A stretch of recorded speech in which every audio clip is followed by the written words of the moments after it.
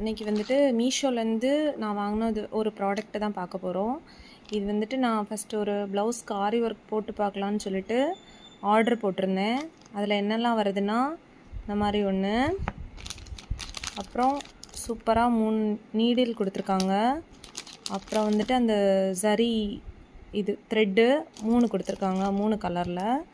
அப்புறமா வந்துட்டு ஒரு பேஸ்ட் இது கம் கொடுத்துருக்காங்க.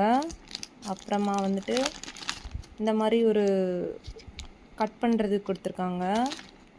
அப்புறமா வந்துட்டு இந்த பீட்ஸ்லாம் சூப்பராக கொடுத்துருக்காங்க. தெரியல, ஒரு சிம்பிளாக ஒரு ப்ளவுஸ் தைக்கலான்னா இது ஓகேவாக இருக்கும்னு நினைக்கிறேன். இதோ இதில் வந்துட்டு 2 பேக்கெட் கொடுத்துருக்காங்க. இது ஒன்று,